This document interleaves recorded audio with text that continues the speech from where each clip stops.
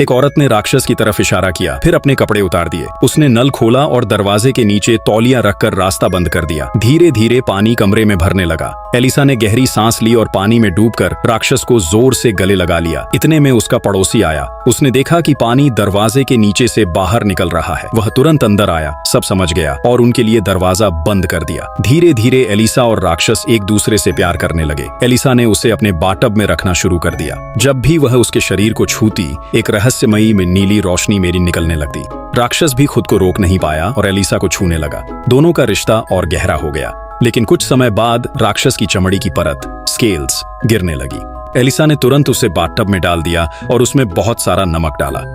तब जाकर राक्षस को थोड़ी राहत मिली। एलिसा बहुत दुखी हो गई। वह उसकी बाहों में रोने लगी और कहने लगी कि वह उससे कभी अलग नहीं होना चाहती।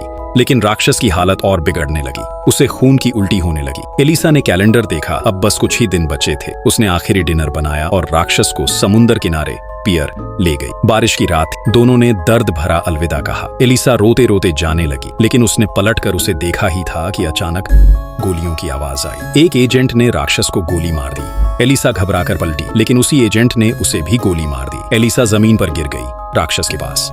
अपनी आखिरी ताकत से उसने उसका हाथ पकड़ा। जैसे ही उनके हाथ मिले, राक्षस के शरीर में फिर से नीली रोशनी चमक उठी। राक्षस चमत्कारिक रूप से जिंदा हो गया। उसने अपने घाव छुए और ठीक हो गया। फिर गुस्से में उसने एजेंट पर हमला किया और उसके गले पर पंजे से वार कर दिया। राक्षस ने बदला ले लिया। फिर उसने एलिसा को उठाया और समुद्र में कूद गया। पानी में उसने एलिसा के जख्म को छुआ और उसे किस किया। तभी एलिसा की गर्दन पर गल फड़े गिल्स बन गए। अब वह भी राक्षस की तरह पानी में जी सकती थी और दोनों का प्यार अब कभी खत्म नहीं हो सकता था।